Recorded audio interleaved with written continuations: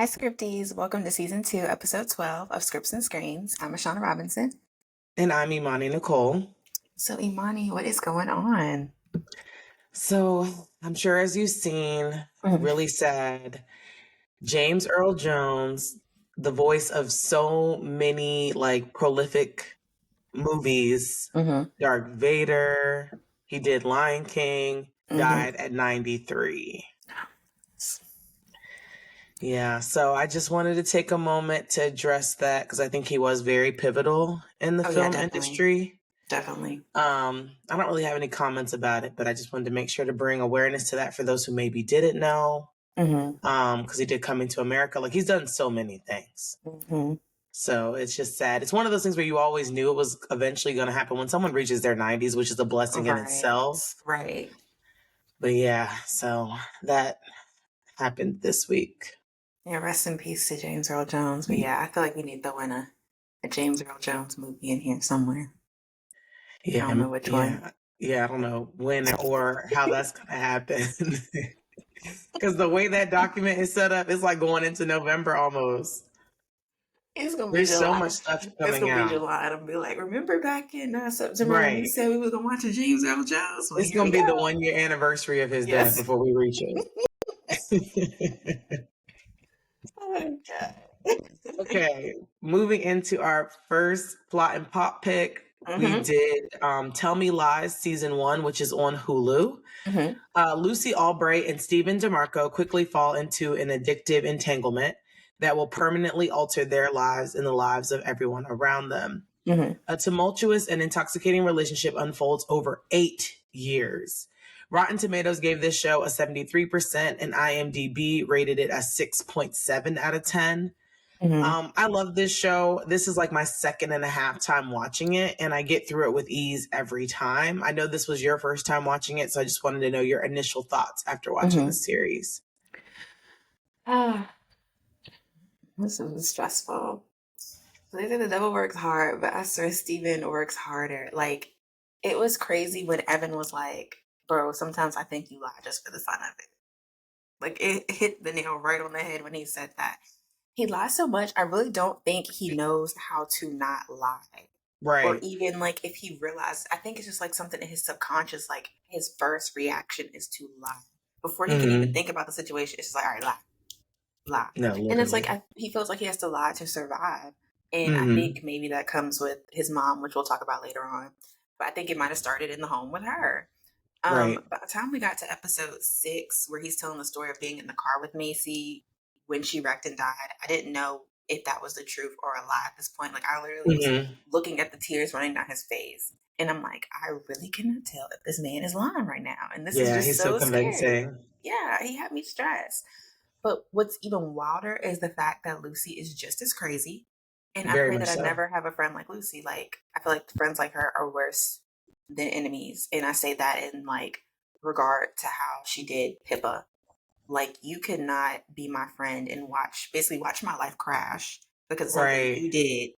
Right. A letter you typed up and slipped under the dean's door. Yeah, she not only, like, just not acted.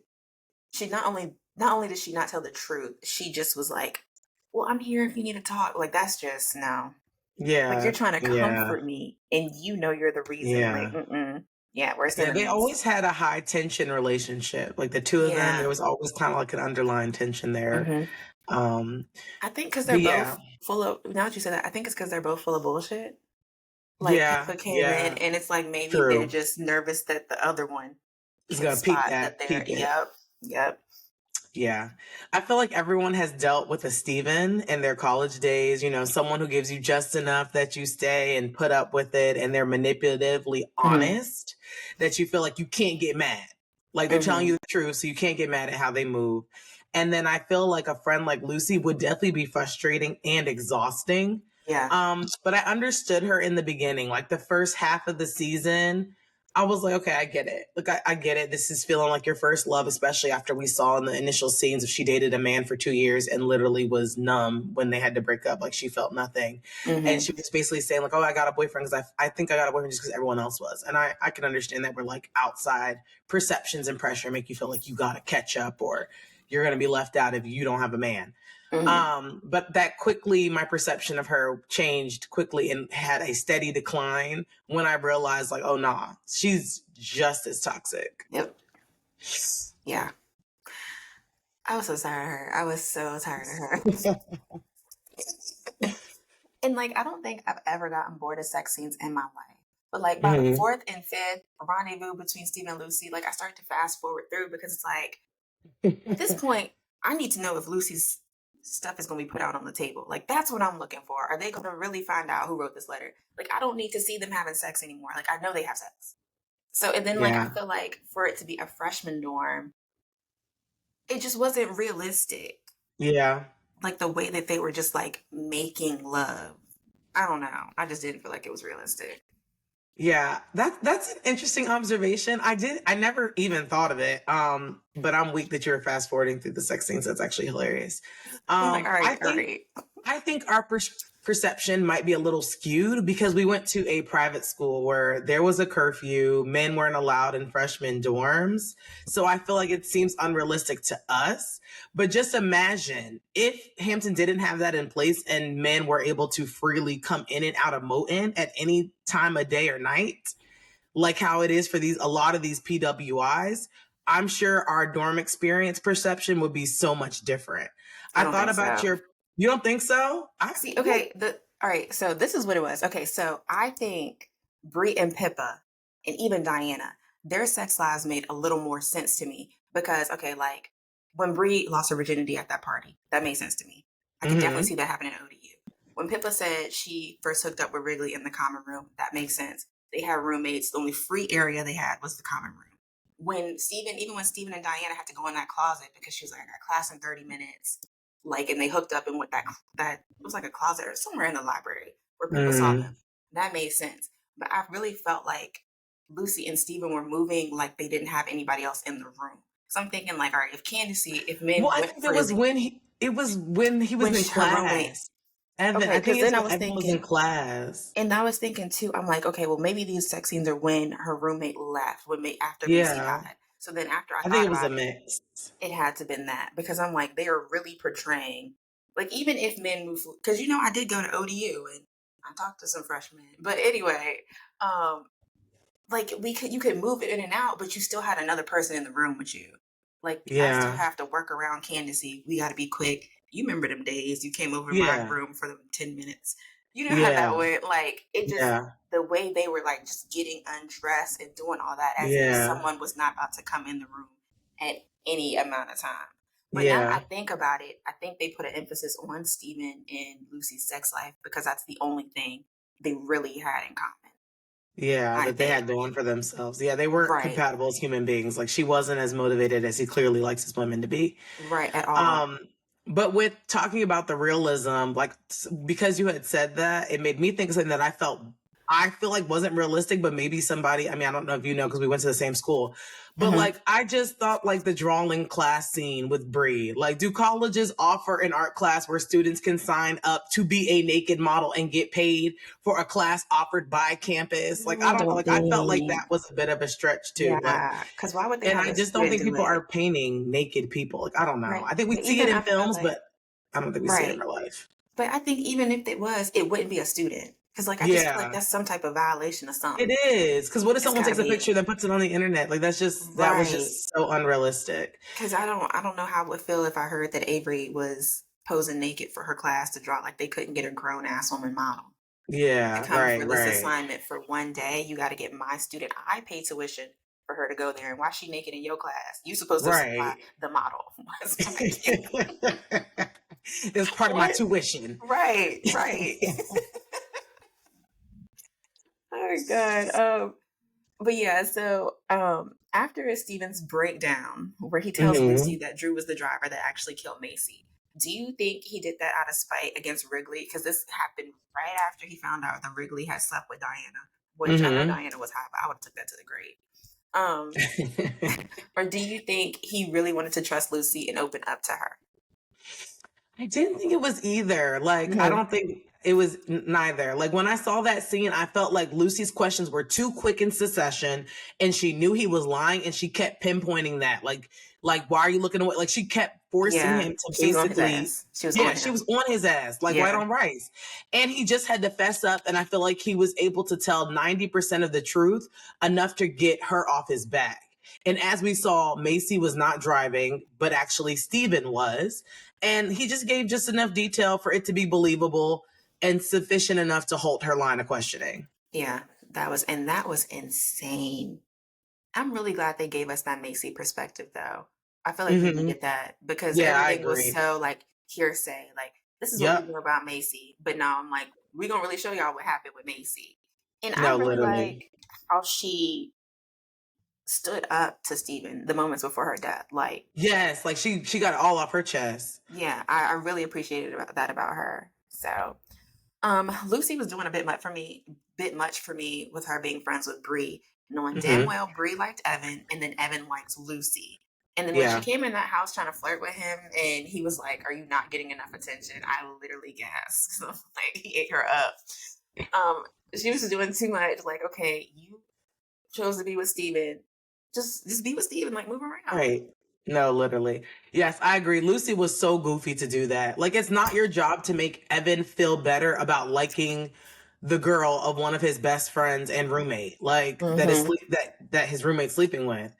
So let's discuss the mom of our two antagonists. How do you feel their issues or actions contribute to the demise of their children? Steven's mom reminded me a lot of Carmi's mom in The Bear, Jamie Lee Curtis character. Like, I was getting that from her. She's absolutely insane because the fact that Steven said, well, Steven be lying, but I believe he was telling the truth about this. He said his dad left when he was 7. This man is a junior in college. Why are you still stalking this man? No, literally. It's insane. 15 plus years later, you're still stalking this man. He left when your son was, I think, Steven's like, probably 21, 22 now? Yeah, I So think he's 21. Yeah, so you have not been with this man since Steven was 7 years old, and you were still stalking him. Like, insane. I was waiting to see what it was about Lucy's mom that she hated her so much. Yeah. I probably would be really pissed at my mom too, but Lucy was acting like she had a bad mom.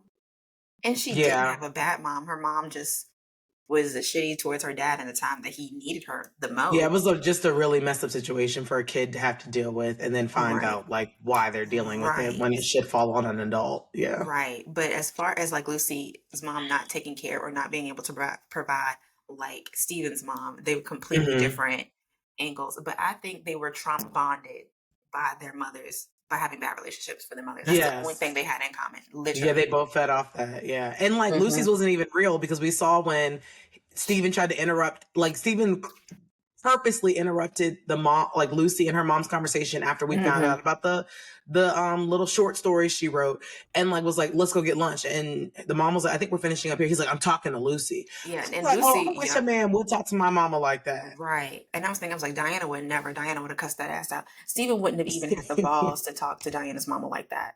Because I feel like Diana's mom would probably stand on business like Diana. But Lucy, for sure. Lucy, But like Wrigley told Steven, he was like, I feel like you're afraid of her. And he was like, I'm afraid of my girlfriend. He's like, you have eggshells on her. Like, Diana could hold her own, but it's like you have to take care of Lucy. And that's what it seems like. Like, I don't know. I just did not like them together. Like, Steven was not a good person, but he wasn't. I think he realized that if he was going to prosper in life, he needed someone like Diana. Yeah, you need to step on people to get to the top. And I like the things that you're bringing up about Wrigley because they try to paint him as dumb, slow. No one takes him serious, but he has a certain type of emotional intelligence where we see it several times. Him calling out Steven for lying for no reason. Like, I think you just do it for the hell of it. And then the point you just brought up, I forgot what you had just said, but that reminded me of it too. Oh, whatever you had just said about Steven was afraid of Lucy. Yeah, like he has an emotional intelligence, maybe even if he's not like good at tests. But as far as the moms go, I think the common theme amongst the moms, low key, maybe not as much on Lucy's mom's side, but just manipulation.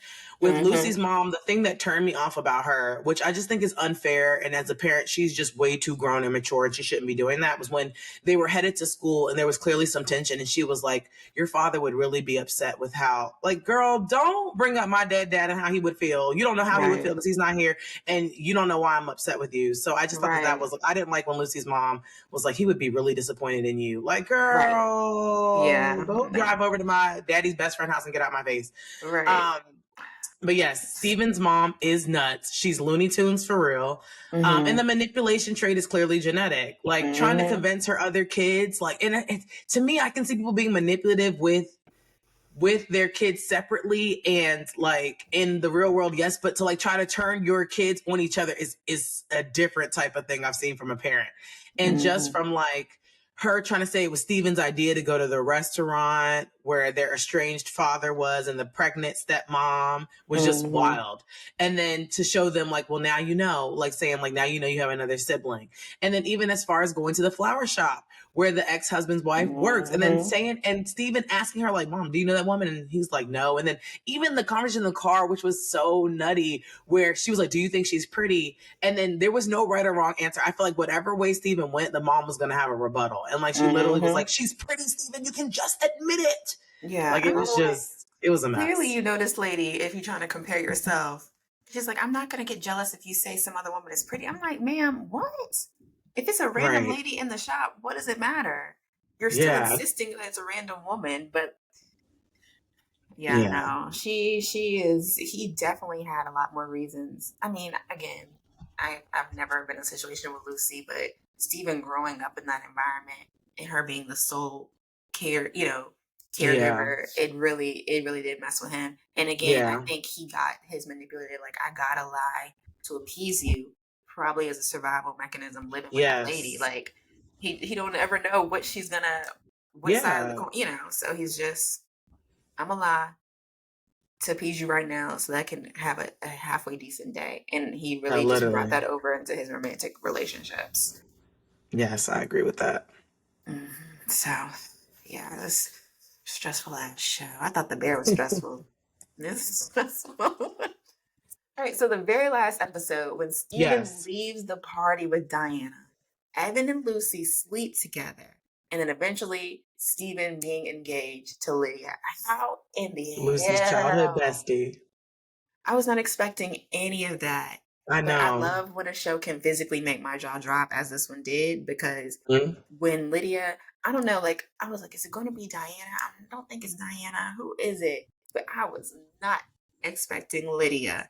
Yeah. And then when that camera panned to show who Lucy was in the bed with, I said, it better not be Evan. It better not be. Sure enough, it was Evan.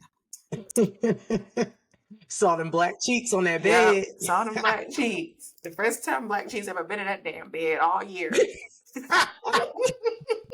Look, that's how you know this is not realistic. I'm weak. Because a white girl at a PWI would have tried out some black.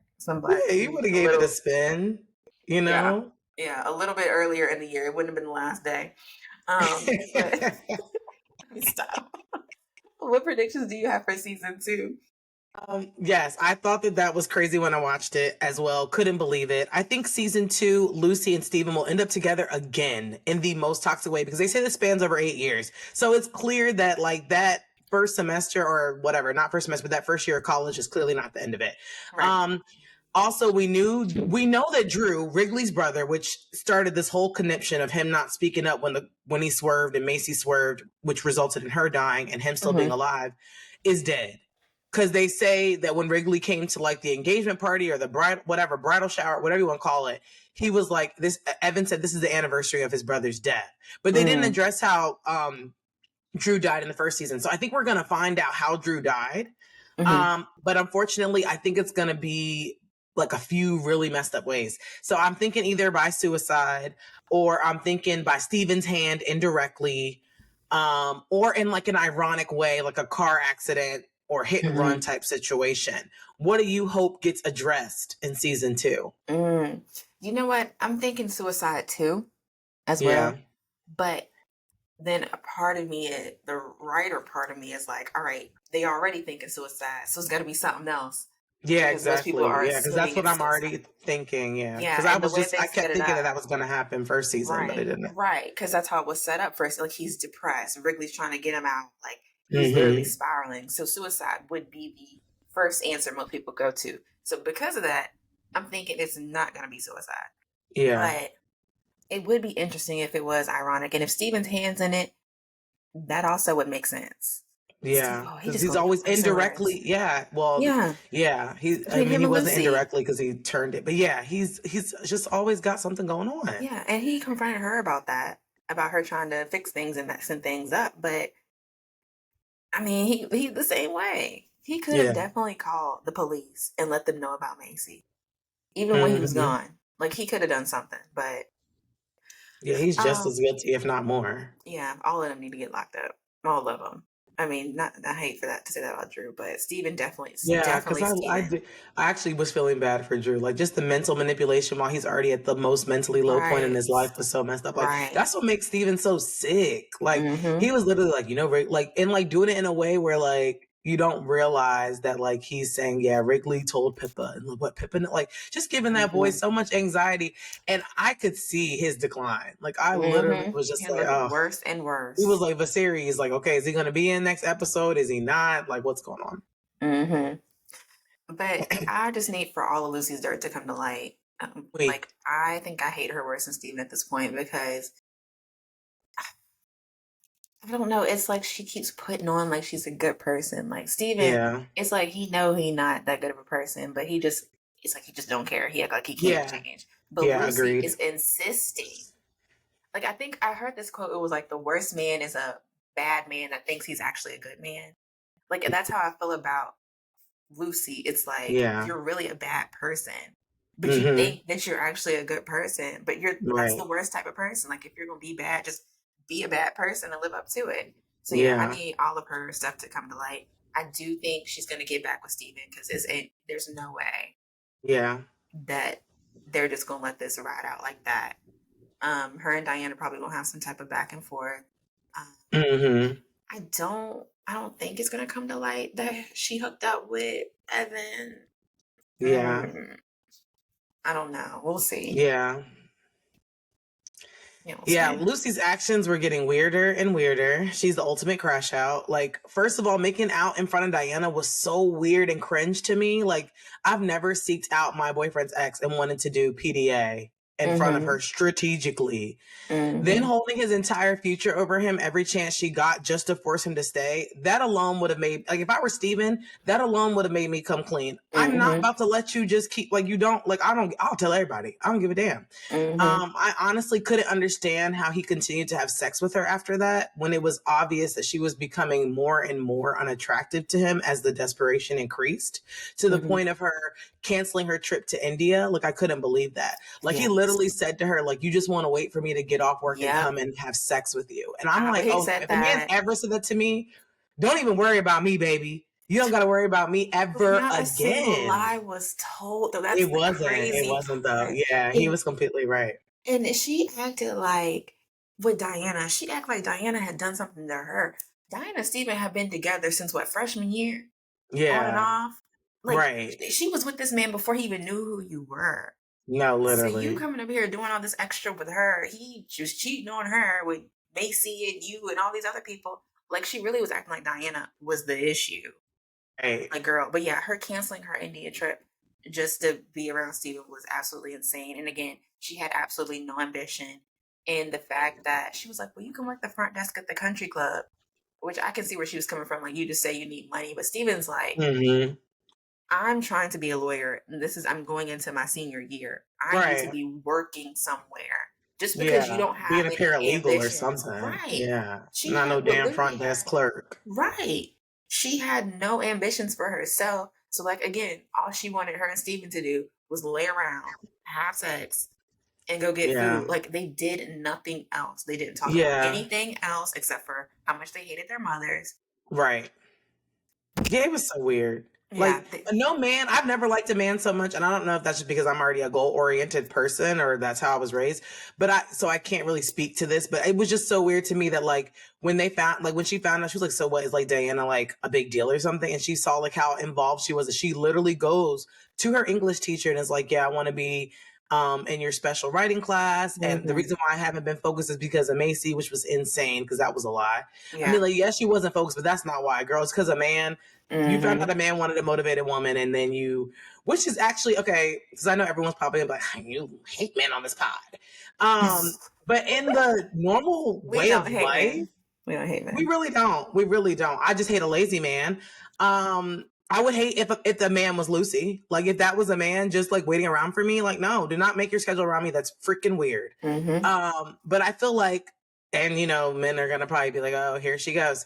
But I do feel like in this day and age, I don't want to say you don't have to bring much to the table, but I don't think men look for extremely super duper like the Dianas of the world. I think more men end up with like the Lucys of the world that, like, are cool with not having a huge career or like being at home, and so this is an interesting twist on this show because Diana is, if not more educated and motivated than her partner, which I think Steven envies so much all the time.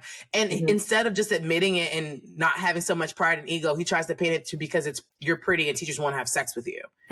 But no, Diana's just literally motivated and intelligent. I actually like Diana. I mean, she's not like one of my favorite characters, but I don't have anything against her.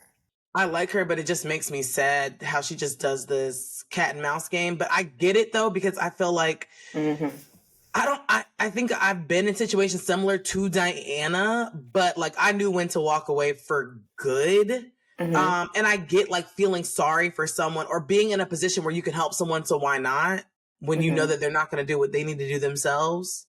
So I get that. And I think she's like many of us before. Which again, Steven has what it looks like he is living up to his potential. He looked good at the wedding. Right. But I think she has this image of her head, them a power couple, probably running up, having their own firm, making all this money, maybe going into politics. You know how lawyers like to do. I think she has that image, and they probably talked about that, and that probably is what Steven wants. So she's just got it like, okay, this is just a hiccup in the road. But at the end of the day, like, me and Steven, we've been at it for this long, and we both have the drive to make this come true. And I know he wants this as bad as I want it. So I think that's why she really, and she know, like, Lucy ain't about nothing. Lucy does not know what she wants to do. She's not even working a freaking Sweet Frog this summer part-time. Like, she's doing absolutely nothing. And I can understand, like, really being into a man, but best believe myself would be right on in India, looking at the clock, trying to see the time difference. All right, when am I calling my boyfriend? Up in the middle of the night, calling him from India, but I'm not canceling a trip. Yeah, that my dead father went on, and I've been talking about for centuries of like, oh, I can't wait to go. And I done told people. Girl, you look dumb. Absolutely dumb. And again, this last thing I'm going to say about Lucy. Lucy, I'm sorry. I know Lucy's not a real person, but she's not, because they're together in real life. I don't know if you know that, but they're actually together in real life. Like, they're dating in real life, and I love that. Oh, okay, good. Good for them. I really love that. I don't know why, but I love that they're dating in real life. Because we dragging her through the mud. Like, I can see where Lucy, like, especially in 2008, I can see where she is pretty. Like, I can see why men are attracted to her. But I just don't. She's a pretty girl. I don't see any personality. Like, I really don't understand. Yeah. Like, I feel like Brie is, like, sweet and docile and, like, really caring. So I can see, and she's very cute to me, I think. I like her little cut. So I can see why Evan likes her.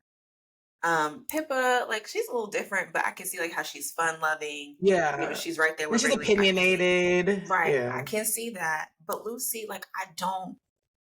Yeah, that's a good point. I don't know what adjective to give her. What attribute? Yeah, especially for Evan to be acting like, except the fact that she is pretty. Yeah. Like, what? Like, Diana's pretty, but she's motivated. She's smart. She's involved. People like her. Like, she really could be a politician, I feel like. If she went to run, she probably is campus she definitely gives me first lady vibes for sure. Right. But Lucy, I see absolutely nothing except for men probably want to sleep with her. And she probably just tells them, again, like Diana pointed out, I'm sure she's sweet and she thinks she's amazing, but that's not where you want to be. She probably just tells Steven how much she cares about him and pumps his head up. Feeds his ego. That's all she's literally offering. is her physical features, and that's it. Like Mhm. I don't see why him, Evan or Steven was pressed. I don't. Yeah. Yeah, no, I feel that. All right, moving into our next, our viewers and watchers, listeners and viewers recommended Mm-hmm. watch. Yes. All right. So we have Rebel Ridge, and that was recommended by my brother Ashton. We watched this and we're recording this pretty early, so I don't even know if Ashton actually watched this movie, but he's been talking Yeah, about but it. yeah, because Shayla So, texted it to me too. She's like, "Are you guys gonna watch this?" And I was like, "Oh yeah, yeah, yeah." I was like, "Yeah, Shawnee sent me this. We're definitely gonna review it." yeah. So I don't even know if he had time. I know he went to a wedding, so but it was recommended by Ashton. Um, a former Marine confronts corruption in a small town when local law enforcement unjustly seizes the bag of cash he needs to post his cousin's bail. So, I love to read. So, when reading The New Jim Crow Mass Incarceration in the Age of Colorblindness by Michelle Alexander, it was actually the first time I learned of civil asset forfeiture. So, civil asset forfeiture is a legal process that allows for law enforcement to seize property that is suspected of being connected to a crime, even if the owner is not charged with a crime. And this is how the cops were legally able to take the money from the main character, Terry Richmond, played by Aaron Pierre. And if this does not make you mad, I don't know what will. I mean, a lot of things in American history makes me mad. But Mm-hmm. now it's like cops can literally just rob me Literally. because all I gotta do is say, "Oh, I'm suspecting her of having drugs." Like what? But it's legal, so. Yeah, that was one of the first things that caught my ear when I was watching the movie. Mm-hmm. And the Summer was saying it was put in place to assist with the cartel, which it was obvious from Terry Richmond, played by Aaron Pierre, that he had backpacker Mm-hmm. demeanor, and he was on a damn bike. He was Yes. not part of the cartel. Like, Not at please be for all. real. Please Not at be for all. real. Yeah. And right, they want to say it was the cartel, but like just historically, it was an incentive for cops to harass and obtain black people because they got to keep what they.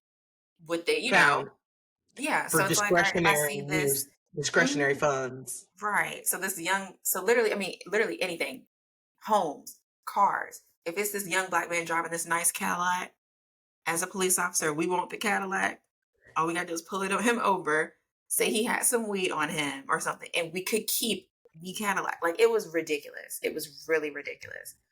Um, but let's talk about one of the characters, Jess. She was the Mm-hmm. only other black main character and also a cop. And how did you feel about her and what she represented in this movie? I felt like she's all of us working a corporate job. I think Mm-hmm. everyone, including myself, doesn't 100% agree with the policies and procedures or operations of the companies we work for. But we're not going to quit or make a huge fuss about it, you know? Right. It just comes with working when you're working for, someone else. Mm-hmm. But when it goes too far, which it did in this film, as we saw, and if it ever did at my job, I feel like I would do something about it too, like Jess did, and I would do what's right. And I feel like that's exactly what happened. She played the game, she drank the Kool-Aid until things Mm-hmm. got out of hand. So in the beginning, I was frustrated with her. Like, you're a black woman and you know this isn't right. Mm-hmm. But as a black woman, I can't act like I'm a part-time civil rights activist because that's not my reality. Like that's not my reality. Right. And I do accept that just some things are like that's just how it is, whether I agree with it or not. That's just the way it is. Mm-hmm. Um, and all I can do is my best, despite all of it. And I felt like she did that with her job, just like I felt like Summer did the same thing. She went along knowing that this something was off. And she Mm-hmm. continued to work at that office, but when it came down to it and she found somebody that she felt she could relate to, she did what was necessary and printed them papers and then put her Mm-hmm. job on the line. So I feel like, we all do that. So like I didn't really have like, yeah, the initial feelings about Jess when you very first see the film and Aaron Pierre Terry Richmond is coming to put in like, a complaint against the police department. We all wanted her Mm-hmm. to like, work with them then, but that wasn't realistic. How did you Yeah. feel about Jess? I mean, honestly, I couldn't have said it better. You took all the words right out of my mouth. Like, Yeah. um, again, initially when he came in, I was frustrated with her for snitching. Mm-hmm. But like, what could she have done if she Really. would have went through and filed that report? Like, it would have had her name on it, her little stamp or whatever, with her coworker that she works with every day. Like this man, Terry Right. I'm Richmond, not is about to passing through. right, he don't even live here. He passing through. Yep. And I have to stay here and work and feed my family. I don't know what she is. Yeah. But Yeah. so yeah, no, I get it. But I think she did redeem herself at the end. For Was trying sure. to assist. So And she had other people that aligned with her too, like the other cop that was that they kind of that got shot in the leg, which yeah, was and then crazy. he's the one that Like, started come it. on. He Yeah, he was started like, it. did he? Yeah, he was the one that pulled him over initially. Um, Yeah, and that's why the chief was like, "This is because of you. Like this is because of your stuff."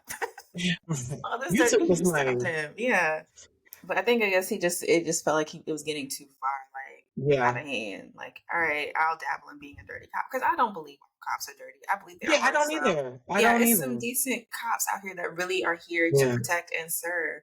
And I think he was teetering on that line, like, okay, I'm here to protect and serve, but everybody else is being dirty, so Yeah. let me dabble. But it was just getting too far to the left for him. And I felt like it affected him personally. Like, you know what I mean? Like, imagine someone saying, like, you're not gonna have a job. Like, your small town doesn't matter. You got to figure out a way to make profit. Like, you almost force their hand to be corrupt. Like, it's so silly. Like, and especially because I mean, maybe they could have, since there's the huge thing around whether or not to defund the police.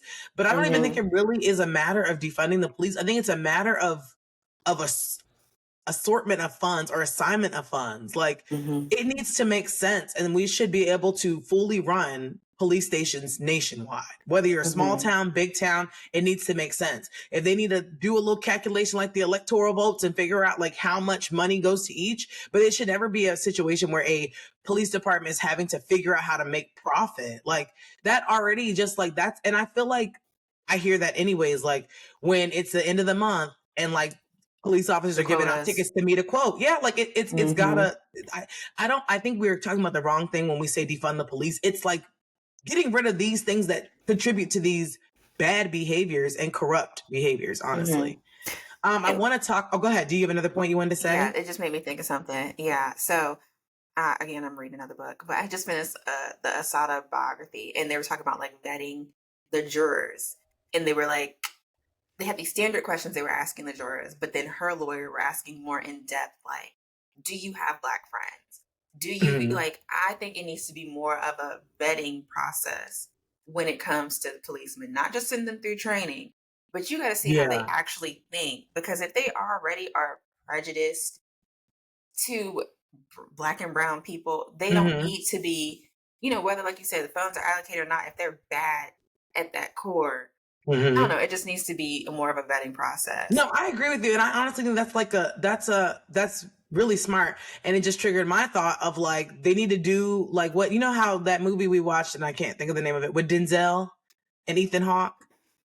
Oh, Training Day.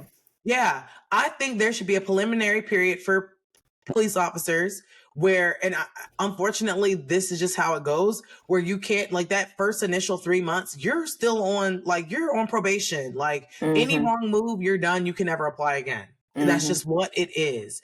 And I think like a lot of times we don't do that. And I think you can kind of peep within 3 months of what's going on between body cameras and recordings of how people are going to move and act. And yeah, something needs to be done, and they'll figure it out. Something needs to change though. Right. So let's get into the motivation of the main character, Terry Richmond, played by Aaron Pierre, who we see goes extreme lengths for bailing his cousin out of jail in this film. Right. How did you feel about that, or feel about the motivation and all that? I think because at first I was like, it's just like a little extreme. Like you would think that maybe they grew up together. Because it's like it's just a cousin versus like a brother, or I don't know. Yeah. But then like when I thought about he was trying to get his cousin out before he was transferred to prison because his cousin, I guess, had snitched. I don't know if that's the correct term. So he didn't want his cousin to get in prison because he felt like they were going to hurt him, which actually became true. So now that I think about it, all right, it's my cousin, a cousin I actually like. My cousin's life is on the line, like, because we already know what happens in prison if you snitching on somebody. I mean, we've watched In Your Honor. Like, you know, all these shows, once they get to the prison, if they're known to be a snitch or they turned again, so now I can see, like, it wasn't just the fact that he was trying to bail his cousin out. He was trying to save his cousin's life, essentially. which she failed to do, which was really sad. Yeah, I just felt like it was far-fetched, even to the point of even if I love my cousin, this is my first cousin, there's just so many more people in line before it would fall down to me as a cousin. You should have uncles, you should have your siblings possibly of your own, you should have parents. It just didn't, I just thought it was far-fetched. I'm not saying you can't love them, but it just would have made more sense to me if that character had been a sister or a brother. Yeah, and I don't know why they couldn't have done that. Now that I think about it, they could have definitely said brother. Yeah, that would have made so much more sense to me because sleeping in the woods, selling your truck, and selling part ownership of your Chinese restaurant for your repeat offender cousin. Yeah. I just don't, that doesn't seem likely to me. They must have grown up together or something. Likely. They must have been orphans or something. You know, not orphans, but like lived together. I don't know. Yeah, it just did not add up for me. And I wish they would have maybe kind of connected that more, showed that, maybe a flashback that connection more besides him on a bike trying to outrace the penitentiary bus. Another point that I wanted to talk about was the relationship between Summer and Terry. There were a few people that I talked with that felt like they were feeling each other, and they were like, why didn't we see that friendship line crossed in the film? How did you feel? Would you have wanted to see that or not? Absolutely not. That? Nope. Hell no. Nope. Who? I want to know who said this. You read this on Reddit? No, my brother actually was like, man, you could tell he was feeling old girl. Like, you could tell that was his shouty. And I'm like, his little boot thing. No. I think the writers and producers knew what they were doing to not have them be romantic. Like, because she was a white woman, and nothing against interracial relationships. Right. But the last thing I want to see after watching a strong black man take down an entire racist, corrupt police department is to see him ride off in the sunset with his white woman. Hell no. Sales would, like, literally, that would be a marketing nightmare. I'm sorry. Your brother's name Rasan? Rossi's my brother's name. Rossi. And Rasan is your nephew? Yes. Okay, Rossi. No. This would have been a marketing nightmare. I mean, could you imagine? Like, they're literally selling this movie as the fact that Aaron Pierre is sexy and he's strong and he's black. Yes. And to have him, because if I would have watched this, I would have called you up and be like, Imani, I watched Rebel Ridge, and he ended up with that white lady. I don't even know if I want to discuss this anymore. You think they ate Lee Daniels up on Twitter over Glenn Close being a white woman? Glenn Close, they would have tore this down. Yeah. They would have tore this movie down. Black Twitter would have been in an uproar because we don't have any movies like this. Yeah. Like the last one was like Queen and Slim, but they didn't even survive. Like, so if we're finally getting a movie where the black man is winning against the police, the absolutely worst thing you could do is put him with a white lady. If it was going to be a romantic, it would have had to have been Jess. But that would have just changed the trajectory of the movie too much. Yeah. That and then I don't think it'd been realistic if Summer was black, because I felt like some of her white privilege helped her in this movie. Like, so she go take smoke breaks and nobody really thought nothing about it. Right. Because like she had a felony that was like expunged or something. That would never have happened for no black. And they didn't kill her. And I think that's because she was white. Like, oh no, we're just gonna drug you up and ruin your life. But like, they were gonna kill that black man. Like, they basically told him, we will kill you. Summer literally was aiding and abetting this black man, but they were not going to kill a white woman. They just weren't. So I think she couldn't even have been a black character. So she needed to be a white character. But no, it would have. For the contrast. They might as well threw their movie in the trash if they would have made a love connection between Terry and Summer. Yeah. Yeah, no. Yeah, I really appreciate that they didn't make them a thing, which is surprising coming from my ass, because we know I love romance movies. It's second after horror films for me. I appreciate them not forcing inclusion, which we see all the time where it's just random stuff forced that was like, it didn't need to be. And that's what I was saying to my brother. I'm like, it doesn't, like, they don't need to be in an interracial relationship. Like, and we got plenty of that. They kept it platonic. Yeah, we have plenty of films like that. I'm glad they kept it platonic. And she could relate, so she helped him. And it made sense. Like, she related, so she helped him. And then because she helped him, he felt guilty, so he repaid her for that favor when she was later, in trouble in the film. So yeah, overall, I really liked the movie though. Thought it was really good. My brother said that it was trash. And I'm like, you're crazy. Like, I loved it. I thought it was very, very, very good. And I think Aaron Pierre acted his ass off. I think he's definitely someone to keep your eye out for, because he's very, very talented. I haven't seen anything that I haven't liked. Even Foe, even his minor role in Foe, like I have liked him in everything he's been in, and he is so attractive. He's a very handsome man, and I love that. I saw where very demure. Right. I saw where it was, I think, some DC executive for some movie. I can't remember. Was it Lantern? Anyway, he started following Aaron Pierre and Damson. So they was like, they on the scout for their next leading man or something. It was a tweet. Yeah. But Pick Aaron Pierre. Sorry. I'm sorry to the Damson fans. I want Aaron Pierre. I think I do too. I do too. Like, I don't know. Like, I honestly, he doesn't like Damson. I don't watch anything he's in. And I know he's prolific. And I still have not seen Franklin, the role that everybody that he claimed he was talking to the devil to for the role, whatever weird stuff he was talking about. But yeah, like I still haven't really, I don't know what movie I've seen him in, honestly, now that I think about it. But yeah, I've seen like 3 Aaron Pierre films at this point. So 3, I'm a little biased and I say put AP. Put AP in it. Not AP. Put AP in it. But yeah, definitely, I'm definitely looking forward to more stuff by him. And yeah, and that's what they were saying on Twitter. Like this is gonna be, he next up. So yeah, and Rotten gave it 94%. So this is about the one time that I've agreed with them maybe this year about their rating of a film. So yeah, I'm excited to see what he does. I wonder how old he is. I didn't even look that up. Girl, I looked it up. He's our age. I think he's like 30 or 31. Yeah. I don't know. Like whenever I see a movie and I love somebody, I automatically do that. Yes. And I'm going to just double check because we do have access to compute. Why he pop up immediately? That's how you know I've been searching. He's 30.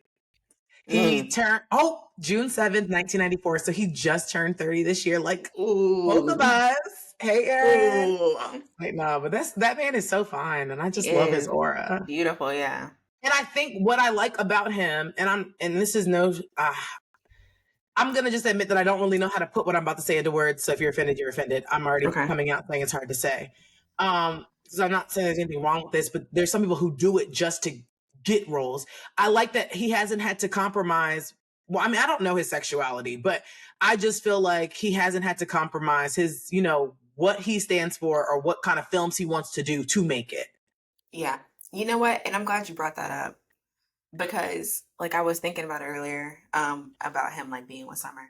And I remember me and a friend of mine had gotten into it over Trevante because he was like, Trevante played gay in Moonlight. Have you seen Moonlight?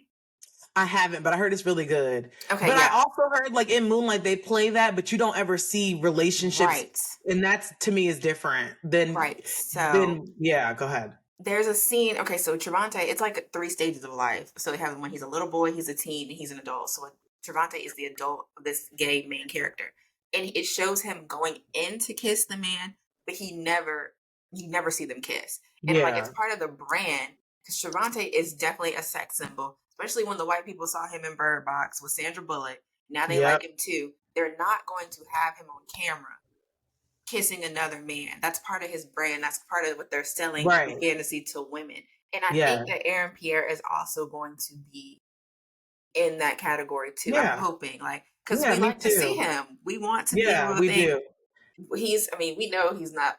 He might be attainable to anybody out here, but it's more of a fantasy. Like we can fantasize, like, I love to be with Aaron Pierre. But if he's like out here, again, if he was a proud gay man, he needs to be out here living his truth. But I don't think we're gonna push any of those roles on him because it's easier to sell him as sexy to the women.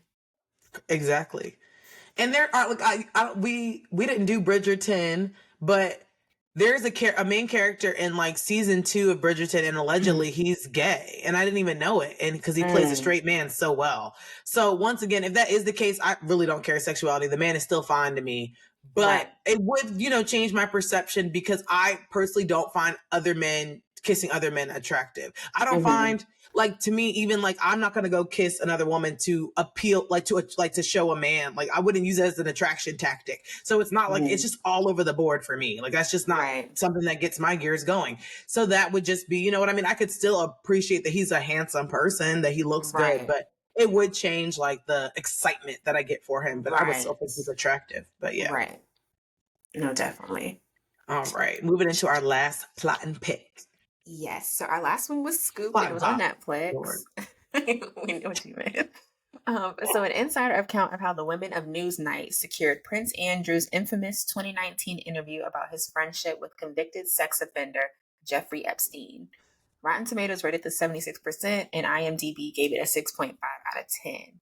So I used to get Jeffrey Epstein and Harvey Weinstein confused. Like I just knew that they were nasty old white men, but like this definitely prompted me to do a deeper dive into the backgrounds of both. So Jeffrey Epstein was an American financier and sex offender who committed suicide in prison. And he's also known for his private island, which is mentioned Yeah. several times in this film, and it's just been mentioned in the news Right. for forever. Nickelodeon, yeah. Right. And then Harvey Weinstein is a former film producer and sex offender who is currently serving his time in prison. So when the main character or the main reporter, Sam, told Prince Andrew, "This isn't bad for your brand. This is your brand. That's the story, and it doesn't change until you tell us a different story in your voice." I think that statement can be applied across the board. Like Diddy, for example, he's the most recent big brand that's been, all of his stuff is coming up. But he made all of that amazing music. But it's overshadowed, as it should be, by the evil that he's done. And it's like, it's no longer bad for your brand. This is your brand. Now that when I hear Diddy, I don't think of, Mace or any Making the of his, band. right. Yeah. I don't think of none of that. I think of you drugging people, you might be down low, you doing all this. Right. Like it's literally that is now his brand. You cannot. They even said no Diddy. They use that as like No, literally, no Diddy is yeah, crazy. it's crazy. Like and just like similar to Prince Andrew, Diddy has refused to apologize either. Like I don't even know what to say, but yeah. Yeah, I agree. Many men in dominant or high power positions struggle to apologize, as we've seen. History just continues to repeat itself. And same with Mr. Robert, aka R. Kelly. So yeah, I get that. Yeah, it's just a mess. It's disgusting. But I think this also shows the solidarity between women and women pushing to make things happen. Like the black dudes Sam worked with was not trying to push for this story. Like you could see that one scene where they were kind of going at it. They all viewed it as too risky, but like Sam, Esme, and Emily came together to obtain the biggest interview in BBC history, and that is British Broadcast, what channel for you perverts out there. But this also made me think of the R. Kelly interview that Gayle King did. I think too with the same they had bobs. I don't know. It was just giving like the same energy because Emily had her bob and Gayle King had her like similar hairstyles. Yes, they did. Yes, they did. I loved the monumental triad of women in this film. I love how the reporter, the researcher, and the manager, I mean, I don't really know their distinct titles, but they were all women, which I don't feel like you really see a lot of times in the corporate world. You see a lot of men in position of power, especially when this came out. Like, I don't feel like we were in that. Right. Like, it was just the start of all this stuff coming to light. But I also shouldn't be surprised because London had Queen Elizabeth in a position of power from 1952 to 2022. America seems to be one of the many places in the world that just struggles to see that women can handle a position of power. I liked this film, and it showcased smart and empathetic women. I have to say, though, this was the most incriminating interview if I had ever seen one. Right. His dear female friend really tried to stick by his side before, during, and after the interview. And she knew the implications and just how bad it was, and even offered mid-interview to give concrete places and times to prove what he was saying. He was just basically dismissed her and was like, "I think it's going well, don't you?" He thought he killed the interview, and that was the funniest part of it all. Was like when he really thought he did his big one. And I think Prince Andrew was better off letting it be, letting the speculation just run and not confirming or denying anything, because he literally made it 10 times worse by speaking on it. Look, it was terrible. It was terrible. He needed Steven to help him with his lies. Because No, he he really literally was like, they're like, "So is she lying? I don't recall ever. I'm showing you a picture. You're in the picture with her. What are you saying? Like, how do you not remember dancing with her? Like, please be for real." Right. But yeah, it was very incriminating. It was Yeah, very, it it was very was. incriminating. But this is completely not completely random, but I think it's so funny because Diddy was with Carisha, and she started kind of breaking off from her City Girl brand to like that interviewing. You remember Yes. that, Carisha, please? I Yes. think she still Yes. does it. But I think it's so ironic, like, and she did interview Diddy, but she was in everybody else's business. But then Yes. when You all the needed to Diddy be in allegations his. came out, yeah, she was like, I didn't know anything about it. Like, I don't know. I don't buy that for a second. I don't There's buy no it way. either. And like, you're There's literally, no way. right. No way. And same with Prince Andrew. Like, you cannot be friends with Jeffrey Epstein Yeah. and not know what was going on. Yeah. Like, I And I might not have don't been. Go ahead.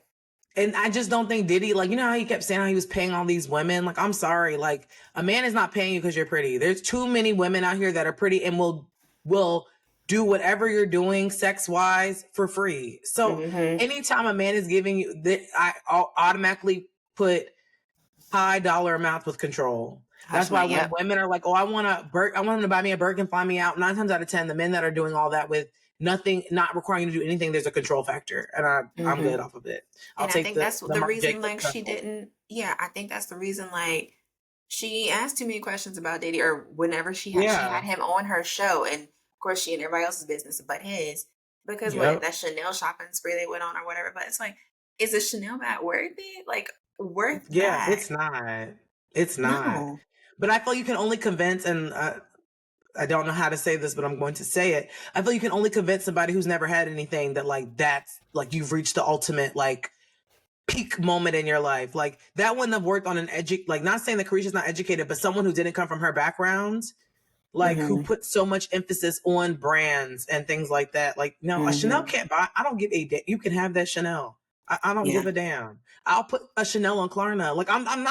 I will Yeah. put it on a farm. Like I'm not doing. It doesn't make sense to me. There's what like the world has become like everything is so accessible now with technology. Everything is so accessible. There's Mm-hmm. really no excuse. There's They got really payment not plans an for excuse. BBLs now. Like, I know women everything who is can borrow. I know attainable. women who can and have borrowed from their 401k for that kind of thing. Like you can like the world is your oyster. The world is your oyster. Mm-hmm. So it doesn't make sense to do corrupt things.